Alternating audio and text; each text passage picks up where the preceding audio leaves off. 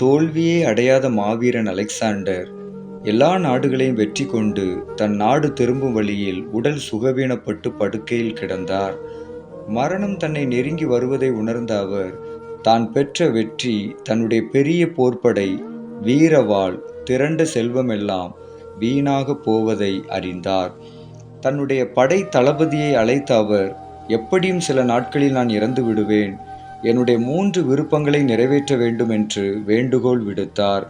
கண்ணீர் வழிய நின்ற தளபதியும் அவர் விருப்பங்களை நிறைவேற்றுவதாக உறுதியளித்தார்.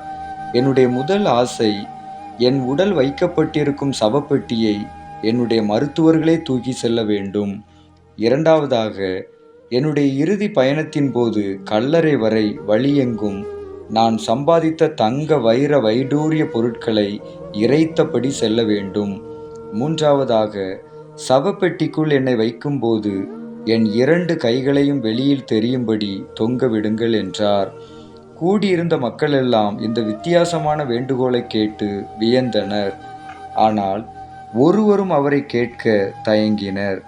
அலெக்சாண்டருடைய நம்பிக்கைக்குரிய படைத்தலைவர் மட்டும் அவரை நெருங்கி அவர் கையை முத்தமிட்டு அவரிடம், மன்னர் அவர்களே, உங்கள் ஆசைகளை நிச்சயம் பூர்த்தி செய்வோம். ஆனால் இந்த ஆசைக்கான காரணம் மட்டும் தெரிந்து கொள்ள விரும்புகிறேன் என்றார். இதை கேட்ட அலெக்சாண்டர் ஒரு நீண்ட மூச்சு விட்ட பின் சொன்னார், முதலாவதாக, மருத்துவர்களால் போகும் உயிரை நிறுத்த முடியாது என்பதை உணர்த்தவே என்னுடைய சவப்பெட்டியை அவர்களை விட்டு எடுத்து செல்ல விரும்புகிறேன். என்னுடைய மரணத்தின் மூலம் மக்கள் தங்கள் வாழ்க்கையை சாதாரணமாக எடுத்துக்கொள்ளக்கூடாது. ஒரு மனிதன் இறந்து போகும்போது தான் சம்பாதித்த சிறு துரும்பை கூட எடுத்து செல்ல முடியாது. எனவே பணம் பொருள் மீது ஆசை கொண்டு அலைவதை மக்கள் நிறுத்த வேண்டும். இதை வலியுறுத்தும் விதமாகத்தான் என் சவப்பெட்டி செல்லும் வழியெங்கும் தங்க வைர பொருட்களை இறைத்து செல்ல வேண்டும் என்று என் 2வது ஆசையை தெரிவித்தேன். நான் பிறக்கும் போதும் ஒன்றும் கொண்டு வரவில்லை, இறந்த பிறகும் என்னோடு எதுவும் எடுத்து செல்லவில்லை என்பதை இந்த உலகத்துக்கு தெரிவிக்கவே என் 2 கைகளையும் சவப்பெட்டிக்கு வெளியே தெரியுமாறு தொங்கவிடுங்கள் என்று 3வது ஆசையை வெளியிட்டேன் என்றார். அலெக்சாண்டரின் கடைசி வார்த்தைகள், நான் இறந்த பிறகு என்னை புதையுங்கள், எந்த நினைவு சின்னமும் வேண்டாம், என்னுடைய 2 கைகளையும் சவப்பெட்டியின் வெளியே தெரியுமாறு தொங்கவிடுங்கள். ஏனென்றால் இந்த உலகத்தையே வென்ற ஒருவன் மரணத்திற்கு பிறகு தன்னுடன் ஒன்றும் கொண்டு செல்லவில்லை என்பதை இந்த உலகம் அறிந்து கொள்ளட்டும் என்றார். நம்முடைய வாழ்க்கையில் எவ்வளவு சம்பாதித்தாலும் சேர்த்து வைத்தாலும் அதில் ஒன்றையும் எடுத்து செல்ல முடியாது என்பதுதான் நிதர்சனமான உண்மையாகும். மனிதனுடைய வாழ்க்கையில் பணம் சம்பாதிக்க வேண்டும் என்ற நோக்கத்தில் ஒரு மனிதன் மற்றொரு மனிதனை காயப்படுத்துவதும் அடிமைப்படுத்துவதும் கேவலமாக நடத்துவதும் இன்று பல இடங்களில் நடைபெறுவதை சாதாரணமாக நாம் காணலாம். தன்னுடைய புகழுக்காகவும் பெருமைக்காகவும் பணத்துக்காகவும் ஆசைப்பட்டு மற்றவர்களை துன்புறுத்தும் மனிதன் அவன் இறுதி காலம் எப்படி இருக்கும் என்பதை அறியவில்லை. நாம் எதை செய்கிறோமோ அது ஒரு நாள் தனக்கு திரும்பி வரும் என்பதை மனிதன் அறிவதில்லை. அலெக்சாண்டருடைய வாழ்க்கையில் எந்த போரிலும் அவர் தோற்றதில்லை என்று சரித்திரம் அவரை பற்றி பேசுகிறது.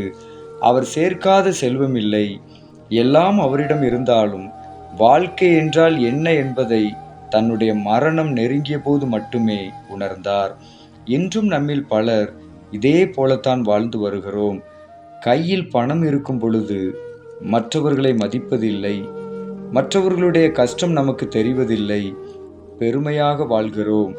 நாம் விரும்புவதை மற்றவர்கள் செய்ய வேண்டும் என்று பிறரை கட்டாயப்படுத்துகிறோம். ஆனால் நமக்கு ஒரு நாள் வரும், நாம் செய்த ஒட்டுமொத்த தீமைகளுக்கும் சரி கட்டுவதற்கு ஒரு காலம் உண்டு. அந்த காலம் நமக்கு துன்பமாக மாறிவிடாதபடி நன்மை செய்து உங்கள் வாழ்க்கையை அமைதிப்படுத்துங்கள். உங்கள் வாழ்க்கையில் நீங்கள் செய்த புண்ணியத்தின் அளவை கூட்ட வேண்டுமென்றால் எதிர்பாராமல் நன்மை செய்யுங்கள்.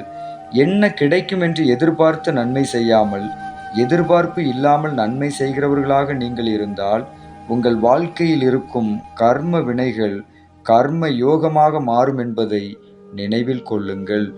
இந்த உலகில் எதையும் நாம் கொண்டு வந்ததில்லை, எதையும் நாம் கொண்டு செல்வதும் இல்லை.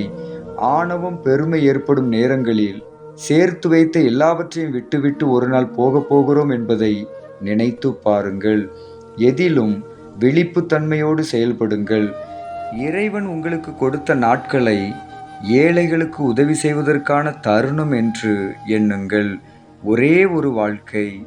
அந்த வாழ்க்கையை மன அமைதியோடு வாழுங்கள். கோபத்தினாலும் பெருமையினாலும் இறைவன் கொடுத்த வாழ்க்கையை அழித்து விடாதீர்கள். மரணம் எந்த நொடிப்பொழுது வரும் என்பதை நாம் அறியோம். எனவே இந்த உலகில் இருக்கும் மட்டும் உங்களை சுற்றி உள்ளவர்களுக்கு எதிர்பார்ப்பு இல்லாமல் நன்மை செய்யுங்கள். பெருமையினால் அழிந்து விடாதபடி தாழ்மையாய் நடந்து கொள்ளுங்கள். இறைவன் உங்களை ஆசீர்வதிப்பாராக.